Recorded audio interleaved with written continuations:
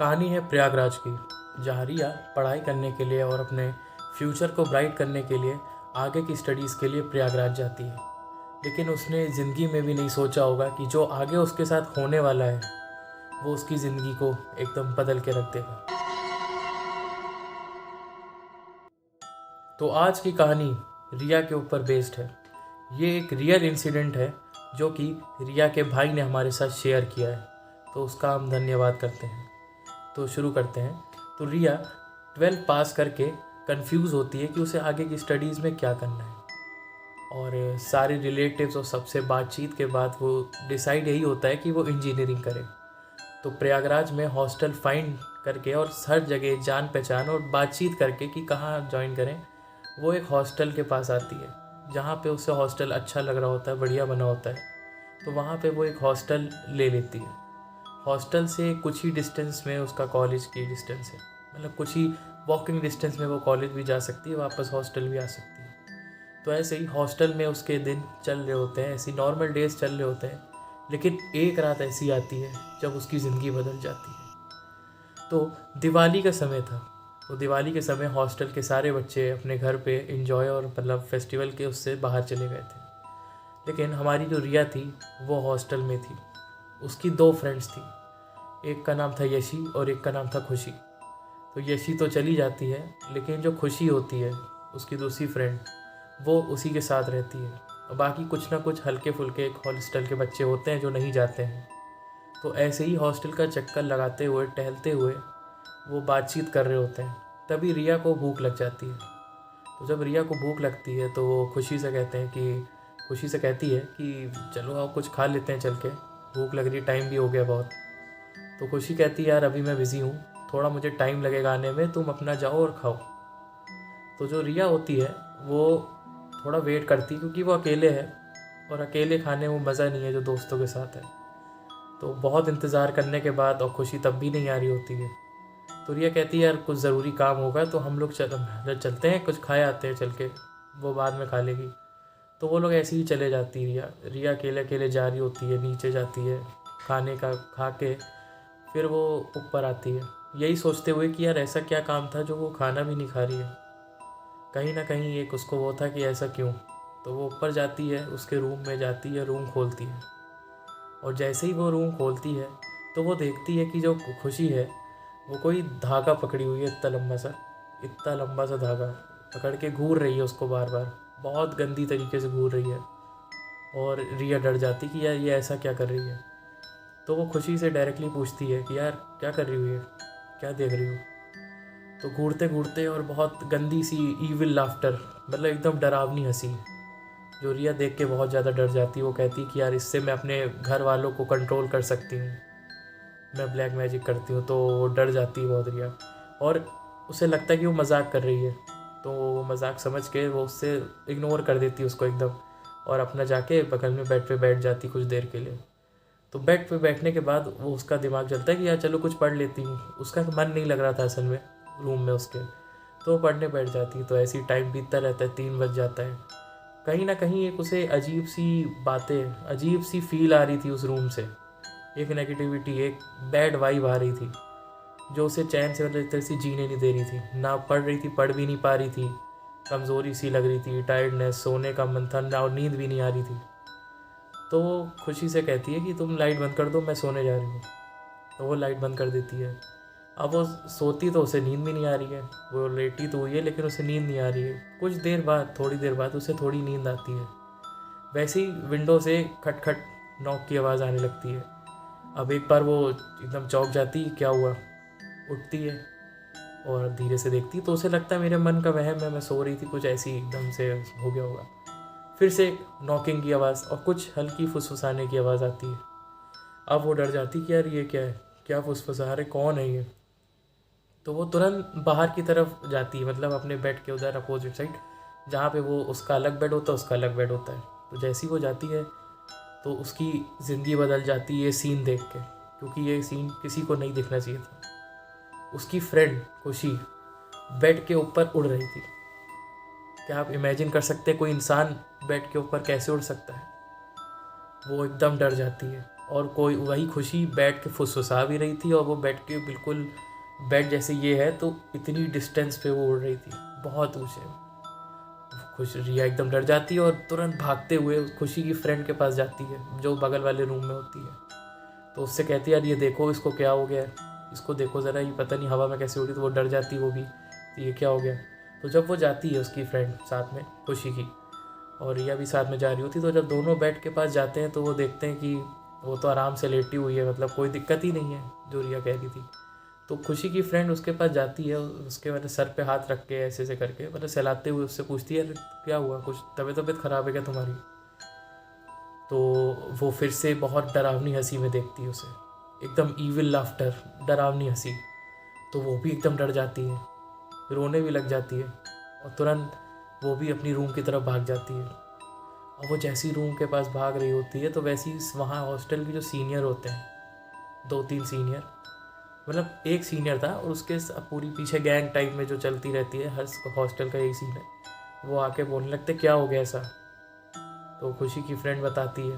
अब जैसी खुशी की फ्रेंड बताती है तो वो वापस जाते हैं खुशी की तरफ, खुशी मतलब जो होती है उसके पास जाते हैं। तो खुशी एकदम पागल हो जाती है, खुशी फुसफुसा रही होती है और एक भारी सी आवाज़, 2-3 लोग उसके शरीर में हो वैसी आवाज़, 2-3 लोग एक साथ बोलने कुछ।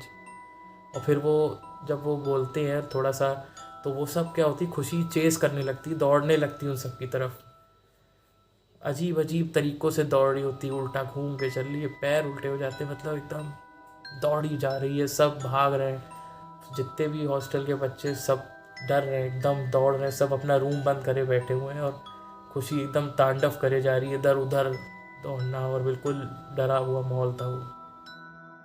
सब लोग डर के मारे दरवाज़ा बंद कर लेते हैं। अब जो खुशी होती है वो इधर उधर दौड़ती जाती है, और सब डर के मारे एकदम दुबक के बैठे हुए हैं अपने रूम में।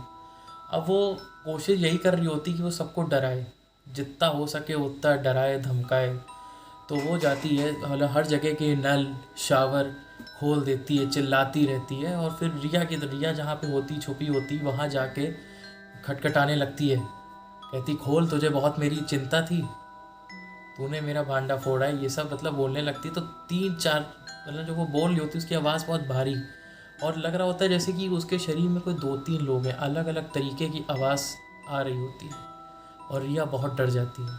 फिर वो खुशी जो उसकी फ्रेंड होती है, खुशी की जो फ्रेंड होती है, जो मतलब रिया जानती है जिसको, तो जिससे वो बात कराती है, जो डर के भागती दूसरी बारी में, तो उसके पास उसकी मम्मी का नंबर होता है। तो वो तुरंत उसकी मम्मी को फ़ोन करती है।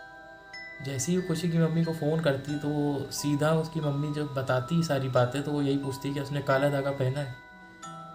तो वो कहती कि नहीं, उसने काला धागा तो नहीं पहना है। तो वो कहती कि तुम सब दरवाज़ा बंद करके रखना, रूम क्लोज रहना चाहिए, कोई भी बाहर ना निकलना, हम आते हैं। तो ये बात बोल के वो उनके बेसिकली व्हाट्सएप पे ग्रुप बना होता है चैट के लिए, तो वो उसमें मैसेज कर देती सब। तो मैसेज सेंड हो जाता है, तो सब रूम का दरवाज़ा बंद करे रहते हैं और कहते हैं आज तो कतई नहीं खोलेंगे इसको, चाहे कुछ भी हो जाए।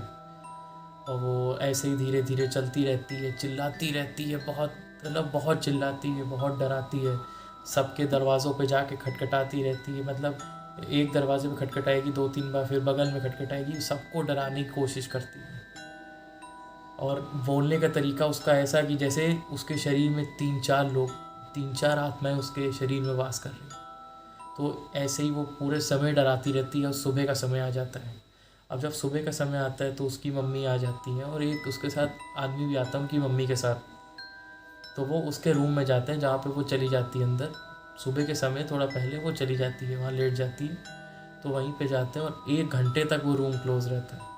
वहाँ से कंटिन्यूअस चिल्लाने की आवाज़, चीखें आ रही हैं, कभी लड़की चिल्ला रही है, कभी लड़का चिल्ला रहा है, कभी कोई बच्चा चिल्ला रहा है, मतलब हर तरीके के लोग की आवाज़ें वहाँ से कंटिन्यूअस आ रही हैं। और सब बहुत डर जाते हैं इस चीज़ को सुन के। और सबसे ज़्यादा इफ़ेक्ट इसका रिया पे पड़ता है, क्योंकि रिया जो होती है वो सारी बातें जानती शुरुआत से लेके आखिरी तक, कि जब वो धागे की बात बताती है मैं कंट्रोल कर सकती हूँ, सारी बात वो जानती है। तो वो तो बहुत ज़्यादा डरी हुई है इन सब इंसिडेंट से। तो ऐसे ही आधे घंटे के बाद तो वो जो आदमी होता है उनके साथ, वो उसको गोद लेके चला जाता है कॉलेज से बाहर। उसकी मम्मी कुछ नहीं बताती किसी से भी, इसके बाद क्या होता है, कुछ दिन बीतते रहते हैं तो दिवाली जो होती, फेस्टिवल ख़त्म होता है, सब हॉस्टल के बच्चे आते हैं। एक होता नहीं है कि कुछ लोग जो बताते हैं बातें, तो वो पूरी हॉस्टल में सर्कुलेट होती, सब एक तरीके से डर जाते हैं और एक एक्साइटेड होते हैं कि यार ये क्या हो गया, ये कैसे हो सकता है, वो पागल, मतलब वो हॉन्टेड थी, क्या सीन था जो भी। तो बहुत सर्कुलेट होती है। लेकिन जो रिया होती है वो कहीं ना कहीं इस चक्कर में डिप्रेस्ड हो जाती है। कहीं ना कहीं वो बहुत डिप्रेशन, वो साइकेट्रिस्ट को अपने को दिखाती है, क्योंकि वो ये सब बातें भूल ही नहीं पा रही है। रोज़ वही बातें सोचती, रोज़ वो डरती है, उस रूम में जाने से डरती है जहाँ पे उसके साथ एक ऐसी लड़की रहती थी जो हॉन्टेड थी। या रिया अपना रूम जो होता है वो चेंज कर लेती है। लेकिन दिवाली ख़त्म होने के बाद सारे बच्चे आ जाते हैं, नॉर्मल डेज चालू हो जाते हैं, तो एक दिन जो खुशी होती है वो भी वापस आ जाती है। अब जब खुशी वापस आती है तो रिया एकदम डर सी जाती है, यार ये क्या हो गया। लेकिन अब जो खुशी होती है वो एकदम सही होके होती है, मतलब एकदम नॉर्मल बिहेव करती है, एकदम सही से बातचीत करती है। तो कहीं ना कहीं वो कहती कि अब मुझसे दोस्ती मत तोड़ो, मैं जानती हूँ, मेरी मम्मी ने बताया ऐसा ऐसा हुआ, मैं तुम्हारे रूम ही में रहती थी, मैंने तुम्हें बहुत वो किया। तो ये सब बात एग्री करने के बाद वो यही कहती है कि देखो खुशी, मैं तुम्हारे साथ नहीं रह सकती तुम्हारे रूम में, हमारी बातचीत ज़रूर हो सकती, लेकिन रूम मेरा जो चेंज है वो चेंज ही रहेगा, मैं नहीं सोऊंगी तुम्हारे साथ। वैसे ही वो बहुत डिप्रेस्ड होती है। तो वो कहती ठीक है, कोई बात नहीं, हम लोग बातचीत तो कर ही रहे हैं, कोई दिक्कत नहीं। तो ऐसी बातचीत और एक दिन 2 दिन बीतता रहता है। तो क्या होता है कि एक दिन जो खुशी होती है वो जब वॉशरूम जा रही होती है तो वहाँ पे उसे ब्लैक कलर की डॉल दिखती है। अब बिल्कुल जैसे एक ब्लैक मैजिक वाली डॉलें होती हैं छोटी, वैसी वहाँ दिखती है। तो वो तुरंत खुशी जो रिया को बताती है कि मैंने वहाँ फ़ोन किया अपनी मम्मी को पूछने के लिए, तो उन्होंने कहा उसे टच मत करना, दूर रहो।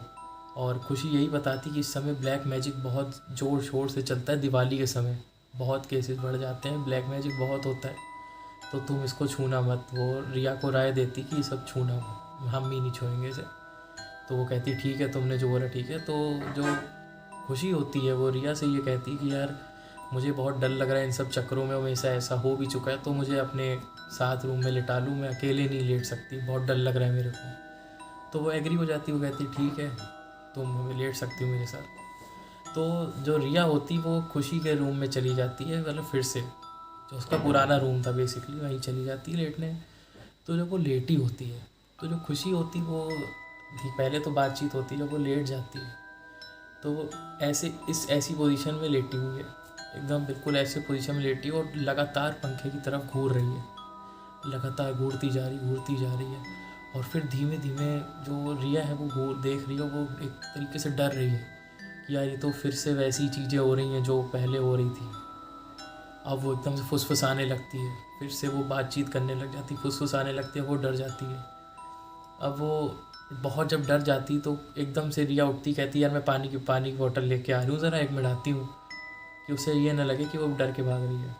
अब वो एकदम से जाती है, मतलब धीमे धीमे निकलती, दरवाजे के बाहर से भागती एकदम से और अपने रूम में जाके लेट जाती है। अब वहाँ से वो उसको फ़ोन करने लगती है, यार ऐसा है, ऐसा कुछ नहीं है, वो मैं बोल रही हूँ लेकिन उसमें तुम्हें कोई हार्म नहीं होगा, वो मेरी आदत है ऐसा, मतलब वो बताने लगती है। लेकिन वो बहुत डरी होती है अंदर से, तो वैसे ही वो अभी इतनी डिप्रेस थी, तो वो सब मतलब अपने रूम में ही लेट जाती है। सुबह हो जाती है, सुबह अब कहीं ना कहीं दोनों को अपने को फ़ेस टू फेस मिलना तो हो गई। तो वो जब मिलते तो वो यही कहती है ऐसा है, मैं ऐसा कुछ नहीं है, लेकिन वो अपना फ्यूचर सेव करने के लिए कि उसके ऊपर प्रभाव ना पड़े, उसकी स्टडीज़ पे प्रभाव ना पड़े, तो वो दोनों ब्लॉक कर देती है। वो रिया जो है वो खुशी को ब्लॉक कर देती है कि आके उसके साथ कुछ ना हो, और कहीं ना कहीं वो बहुत डर जाती है। तो जैसे तैसे वो करके अपना हॉस्टल भी चेंज कर लेती है खुशी, और मतलब रिया अपना हॉस्टल चेंज कर लेती है, और खुशी कहीं ना कहीं उससे बात करने के लिए वो रहती है। और बताया ये जाता है कि जो खुशी है कुछ समय बाद चली गई थी अपने घर वापस, लेकिन वो कभी फिर हॉस्टल लौट ना आए, बस इतना ही उसे पता है। लेकिन कहीं ना कहीं रिया को इसने बहुत डराया, और ये एक असली घटना है। तो आप भी मतलब सोच के देखिए कितनी डरावनी चीज़ हो सकती है ब्लैक मैजिक। वो लड़की कहीं ना कहीं पॉजेस थी। तो ऐसी वीडियोस के लिए हमारे चैनल को सब्सक्राइब ज़रूर करें। धन्यवाद।